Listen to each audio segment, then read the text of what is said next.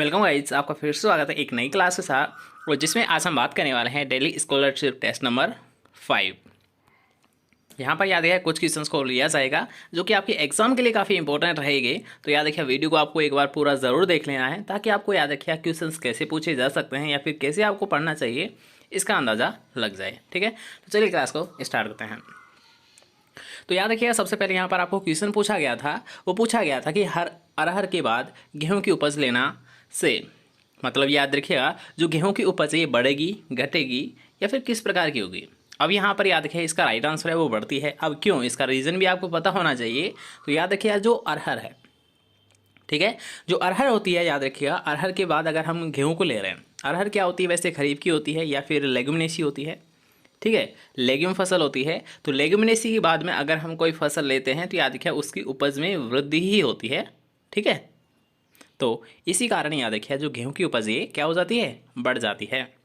Next question के यहाँ पर बात करेंगे कि भारत में मुख्यतः किस मानसून से वर्षा होती है। तो आपको पता होगा याद रखिएगा जितना भी जो हमारे यहाँ पर मानसून होता है, ठीक है, उसका दक्षिणी पश्चिमी मानसून 75% जो हिस्सा है याद रखिए मात्र आपका जो दक्षिणी पश्चिमी मानसून है, साउथ वेस्ट जो मानसून है उसी के द्वारा सबसे ज़्यादा वर्षा होती है। और ये कब प्रवेश करता है, याद रखिए ये करता है 1 जून को।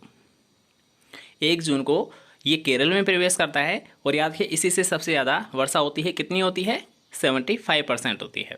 चलिए नेक्स्ट क्वेश्चन के यहाँ पर बात करेंगे कि एक सिंचाई परियोजना जिसमें 2000 से 10,000 हेक्टेयर भूमि की सिंचाई हो सकती है उसको क्या कहते हैं। तो याद रखिएगा मध्यम सिंचाई परियोजना। नेक्स्ट क्वेश्चन के यहाँ पर बात करेंगे कि ऑल पेड थ्रेसर का प्रयोग कहाँ पर किया जाता है। तो ऑल पेड थ्रेसर का प्रयोग है याद रखिए ये अनाज लोग से अलग करने के लिए। मतलब जो थ्रेसर है याद रखिए थ्रेसिंग आप जानते ही होंगे। थ्रेसिंग का मतलब होता है जैसे कि मान लीजिए कोई दाना है उससे भूसे को अलग करना ही थ्रेसिंग कहलाता है। ठीक है, तो यहाँ पर ऑल पेड जो थ्रेसर है इसका प्रयोग कहाँ पर किया जाता है, अनाज लोग से अलग करने के लिए। नेक्स्ट क्वेश्चन आपका पूछा गया कि संक्रांतियों का सूखा निरूपण किसे कहा जाता है। तो वो कहा जाता है जीआर को। इसे आप छोड़ दीजिए। नेक्स्ट क्वेश्चन के यहाँ पर बढ़ते हैं। नेक्स्ट क्वेश्चन आपको पूछा गया है कि नाइट्रोफॉस्फेट उर्वरकों को बाजार में कौन से नाम से जाना जाता है। याद रखिए नाइट्रोफॉस्फेट जो उर्वरक होता है इसे मार्केट में किस नाम से जाना जाता है। तो याद रखिएगा नाइट्रोफॉस्फेट की अगर मैं बात करूंगा तो यहाँ पर इसे जाना जाता है मार्केट में सुफला के नाम से। नाइट्रोफॉस्फेट को मार्केट में किस नाम से जाना जाता है, सुफला के नाम से जाना जाता है। ठीक है, चलिए नेक्स्ट क्वेश्चन के यहाँ पर बात करेंगे। वैसे याद रखिए इसके संबंध में एक और क्वेश्चन आपको पूछा जा सकता है। एक होता है ग्रोमोर, एक होता है नाइट्रोफॉस्फेट मतलब सुफला। तो याद रखिए ये होता है 2020 ग्रेड में। और अगर आपको पूछा जाता है ग्रोमोर तो ग्रोमोर याद रखिए 29 की ग्रेड में पाया जाता है। अब नेक्स्ट क्वेश्चन के यहाँ पर बात करेंगे कि बीज के अंकुरण के लिए आवश्यक क्या होता है। तो याद रखिए बीज का अंकुरण अगर आपको जानना है या फिर बीज के अंकुरण के लिए अगर आपको कभी भी क्वेश्चन पूछता है तो सबसे पहले तो याद रखिए आपके माइंड में 2 पॉइंट आ जाने चाहिए। एक तो याद रखिए बीज के अंकुरण के लिए नमी की आवश्यकता होती है, एक आवश्यकता होती है प्रकाश की मतलब टेम्परेचर की, मतलब तापमान और नमी। ये दोनों तो याद रखिए इनको सबसे ज़्यादा ज़रूरत होती है किसके लिए, अंकुरण के लिए। ठीक है, तो यहाँ पर याद रखिएगा अगर आपको पूछा जाता है अंकुरण के लिए तो 2 तो आपको ध्यान रखना ही है कि नमी और तापमान। तो अगर मान लीजिए आपको ये भी पता नहीं है कि एक हो सकता है या फिर नहीं, तो आपको ये 2 तो पता है, तो इसके अंदाज पर आपका राइट आंसर क्या हो जाएगा, 4th ऑप्शन। मतलब अगर आपको मान लीजिए पहला ऑप्शन नहीं है पता मान लीजिए, लेकिन दूसरा और तीसरा है तो फिर ऑप्शन क्या बचता है, 4th ही बचता है। ठीक है, तो इसका राइट आंसर क्या हो जाएगा, उपयुक्त सभी। नेक्स्ट क्वेश्चन के यहाँ पर बात करेंगे कि भारत मानक ब्यूरो का मुख्यालय कहाँ पर स्थित है। तो भारत मानक जो ब्यूरो है इसका जो रहा है मुख्यालय मतलब हेडक्वार्टर, तो हेडक्वार्टर याद रखिए नागपुर महाराष्ट्र में स्थित है। नेक्स्ट क्वेश्चन के यहाँ पर बात करेंगे कि प्रजनक बीज तैयार करने के लिए कौन सा बीज प्रयोग में लिया जाता है। तो याद रखिएगा सबसे पहले यहाँ पर 5 सीड के टाइप होते हैं। अब वो कौन कौन से होते हैं उनके बारे में जिक्र कर लेते हैं। सबसे पहले आता है याद रखिए नाभिकीय बीज, उसके बाद में आता है प्रजनक बीज, उसके बाद में आता है आधार बीज, उसके बाद में आता है पंजीकृत बीज और उसके बाद में आता है प्रमाणित बीज। पंजीकृत और प्रमाणित, ये याद रखिए जो पंजीकृत बीज है जिसे रजिस्टर्ड सीड बोला जाता है ये भारत में तैयार नहीं किया जाता है। पंजीकृत बीज को भारत में तैयार नहीं किया जाता है। अगर मैं बात करता हूँ नाभिकीय जिसे प्रारंभिक सीड भी बोला जाता है नाभिकीय को, और याद रखिएगा इसको किसी भी प्रमाणीकरण की कोई ज़रूरत नहीं पड़ती है, 100% शुद्ध होता है।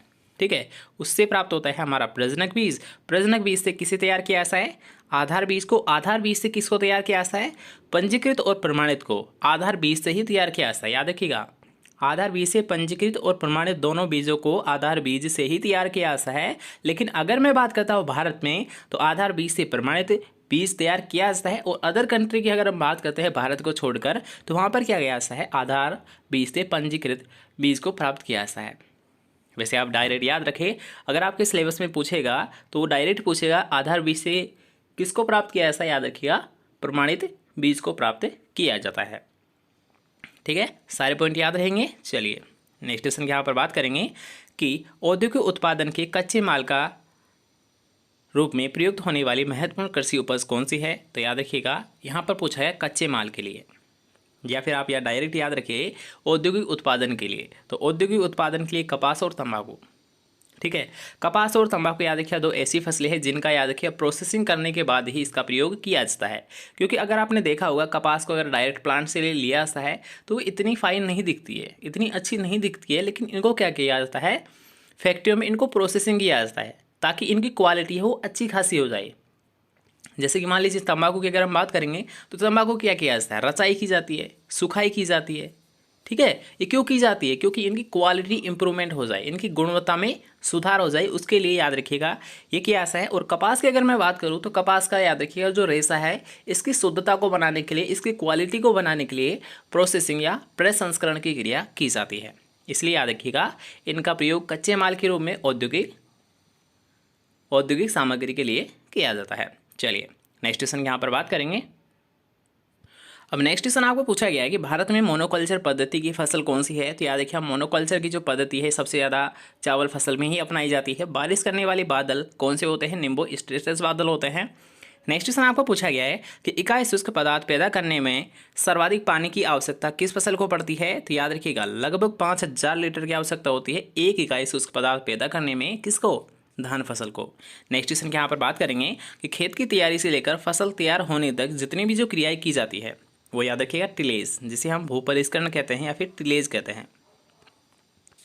और याद रखिएगा जो एमबी प्लाव है, याद रखिएगा वो प्राथमिक एमबी प्लाव है, वो प्राथमिक में यूज़ किया जाता है। ठीक है, एमबी प्लाव है मतलब मोल्ड बोल हल है, इसका प्रयोग कहाँ पर किया जाता है? प्रारंभिक भू परिष्करण के लिए किया जाता है। काफ़ी अच्छा क्वेश्चन है ये भी।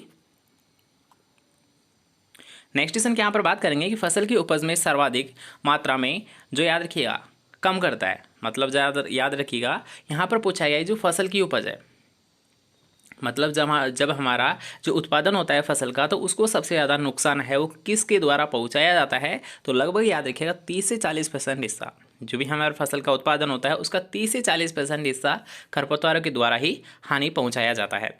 नेक्स्ट क्वेश्चन के यहाँ पर बात करेंगे कि अमोनियम से नाइट्राइट में परिवर्तित होने में किस जीवाणु का प्रयोग होता है, या फिर किस जीवाणु के द्वारा इन्हें कन्वर्ट किया जाता है, बदला जाता है? तो याद रखिए ये नाइट्रीकरण क्रिया होती है पूरी। अगर मैं बात करूँ कि अमोनिया का नाइट्राइट और नाइट्राइट का नाइट्रेट, दो क्रियाएं होती है, याद रखिएगा। फर्स्ट क्रिया होती है अमोनियम से नाइट्राइट का बनना, और दूसरी क्रिया होती है नाइट्राइट से नाइट्रेट का बनना, नाइट्रेट का बनना। अब यहाँ पर याद रखिएगा एक पॉइंट आपको ध्यान रखना है यहाँ पर कि अगर आपको पूछा था कि अमोनियम से नाइट्राइट में किसका प्रयोग किया जाता है या फिर कौन सा जीवाणु योगदान देता है, तो वो होता है याद रखिए नाइट्रोसोमोनास, नाइट्रोसोमोनास। लेकिन अगर आपको पूछा था याद रखिएगा कि नाइट्राइट से नाइट्रेट में बदलने वाला जो बीजाणु होता है वो कौन सा होता है, तो याद रखिएगा वो होता है नाइट्रोबैक्टर। कौन सा होता है? नाइट्रोबैक्टर होता है, नाइट्रोबैक्टर होता है। ओके, और ये संपूर्ण क्रिया क्या कहलाती है? याद रखिए नाइट्रीकरण, मतलब नाइट्रिफिकेशन जिसे हम बोल देते हैं, या फिर नाइट्रीकरण जिसे हम बोलते हैं। तो याद रखिएगा अमोनियम से नाइट्राइट नाइट्रोसोमोनास चेंज करता है, और नाइट्राइट से नाइट्रेट में बदलने का कार्य नाइट्रोबैक्टर करता है। ठीक है, चलिए नेक्स्ट क्वेश्चन यहाँ पर बात करेंगे। अब जिसमें आपको पूछा गया दाने के लिए बाजरा की बुआई कब करनी चाहिए, तो याद रखिए जो बाजरा है ये खरीफ सीजन का है, मतलब इसकी जो बुआई है वो जुलाई के समय करनी चाहिए। बीज क्या होता है? एक परिपक्व बीजांड ही याद रखिए बीज कहलाता है। नेक्स्ट क्वेश्चन आपको पूछा गया है कि इन चारों कथनों में से कौन सा अकथन सत्य है? ठीक है, कथन असत्य कौन सा है, या फिर आप ऐसे बोल सकते हो अकथन सत्य है, दोनों बात तो सेम है, ठीक है। लेकिन यहाँ पर हम जान लेते हैं कि क्या ये गलत है। तो याद रखिएगा सीड प्लॉट टेक्निक है, पुष्कर कनाथ के द्वारा दी जाती है, आलू से संबंधित है, बिल्कुल सही है। क्रॉप लॉगिंग है, क्रॉप लॉगिंग है, याद रखिए एच एफ क्लेमेंट के द्वारा दी जाती है, गन्ने से संबंधित है। अब याद रखिएगा यहाँ पर डबल हाइब्रिड अगर आपको पूछा था तो आपका राइट आंसर होता है डीएफ जोन्स। मतलब याद रखिएगा इसने एकल संकर नहीं दिया था, इसने द्विसंकर दिया था। द्विसंकर संकरण जो नियम था वो डीएफ जोन्स के द्वारा दिया गया था। और नेक्स्ट क्वेश्चन की यहाँ पर बात करेंगे सत्य आलू बीज, जिसे हम ट्रू पोटैटो सीड भी कहते हैं। तो याद रखिए सत्य कौन बोलता है, राम बोलता है, मतलब रामानुजन, ठीक है। सीड प्लॉट टेक्निक पुष्करनाथ के द्वारा आलू में अपनाई जाती है। क्रॉप लॉगिंग की क्रिया एच एफ क्लेमेंट के द्वारा गन्ने फसल में अपनाई जाती है। अब आते हैं हमारे नेक्स्ट क्वेश्चन की ओर, जिसमें आपको पूछा गया है कि निम्न में से कौन सा परभक्षी कीट है। तो याद रखिए परभक्षी कीट है जो क्राइसोपेड्स पे होता है, कॉक्सिनेला भी होता है और रेडोविड बग्स भी होता है। तो इसका राइट आंसर क्या हो जाएगा, उपरोक्त सभी, ठीक है। वैसे परभक्षी कीट में याद रखिए इन दोनों को जरूर याद रखिएगा, जो क्राइसोपेड्स होते हैं फिर कॉक्सिनेला होते हैं, ये क्या होते हैं, परभक्षी कीट के एग्जाम्पल होते हैं, ठीक है। तो आई थिंक यहाँ पर क्वेश्चंस आपको पसंद आए होंगे, कुछ क्वेश्चंस यहाँ पर आपको नए भी देखने को मिले होंगे। तो चलिए मिलते हैं नेक्स्ट क्लास के साथ। जब तक अगर वीडियो पसंद आती है तो वीडियो को लाइक करते चलना, शेयर करते चलना, और अगर चैनल को सब्सक्राइब नहीं किया है तो ज़रूर कर लेना, ताकि सारी वीडियोज़ आपको इस चैनल पर अवेलेबल मिल जाए।